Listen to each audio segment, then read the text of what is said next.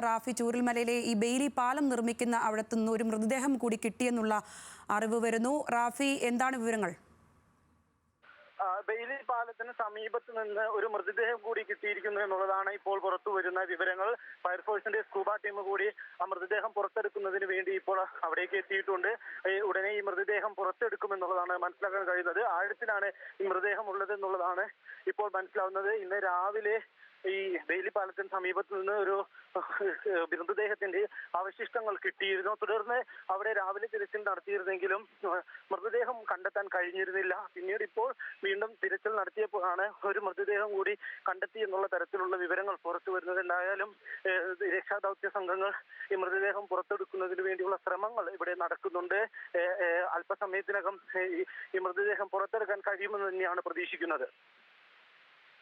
ശരി റാഫി, ഇപ്പോഴത്തെ അവിടുത്തെ ഒരു സാഹചര്യം, കാലാവസ്ഥ അനുകൂലമാണോ?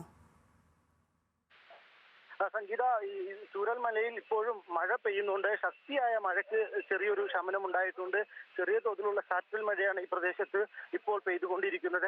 കാലാവസ്ഥ അനുകൂലമാണ് എന്ന് പറയാൻ സാധിക്കാത്തൊരു സ്ഥിതിയാണ്. കാരണം അല്പസമയം കൂടി കഴിഞ്ഞാൽ ഈ പ്രദേശത്ത് മഞ്ഞിറങ്ങും. അങ്ങനെയെങ്കിൽ ഈ പ്രദേശത്ത് കാഴ്ച മറയ്ക്കുന്ന തരത്തിലുള്ള മഞ്ഞാണ്, മൂടൽ മഞ്ഞാണ് ഇറങ്ങുക. അങ്ങനെയെങ്കിൽ ഇനിയുള്ള പ്രവർത്തനങ്ങളുമായി മുന്നോട്ട് പോകാൻ സാധിക്കില്ല. അതിനു മുൻപ് തന്നെ ഈ ബെയിലി പാലത്തിന്റെ നിർമ്മാണം പൂർത്തിയാക്കുക എന്നുള്ളതാണ് സൈന്യം ഇപ്പോൾ ചെയ്യുന്ന പ്രധാനപ്പെട്ട കാര്യം. കാരണം ഇന്ന് ഈ 7 മണിക്ക് മുമ്പ് തന്നെ ഈ ബെയിലി പാലം സഞ്ചാരയോഗ്യമാക്കുക. നാളെ രാവിലെ മുതൽ ആ ബെയിലി പാലത്തിലൂടെയുള്ള വാഹന ഗതാഗതം സ്ഥാപിക്കുക. അങ്ങനെ രക്ഷാപ്രവർത്തനം നാളെ സുഗമമായി പൂർണ്ണതോതിൽ നടത്തുക എന്നുള്ളതാണ് സൈന്യം ലക്ഷ്യം വയ്ക്കുന്നത്. ആ നിലയിലുള്ള പ്രവർത്തനമാണ് ബെയിലി പാലം നിർമ്മാണവുമായി ബന്ധപ്പെട്ടുകൊണ്ട് നടക്കുന്നത്. ഒപ്പം തന്നെ ഇന്നത്തെ രക്ഷാപ്രവർത്തനം നിലവിൽ അവസാനിച്ചിട്ടുണ്ട്.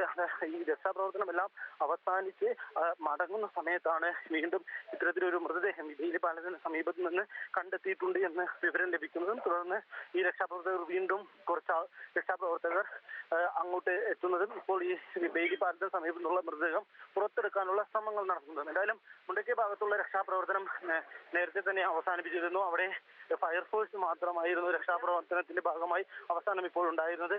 അവരും മടങ്ങുന്നു എന്നുള്ളതാണ് നമുക്ക് മനസ്സിലാക്കാൻ കഴിയുന്നത്.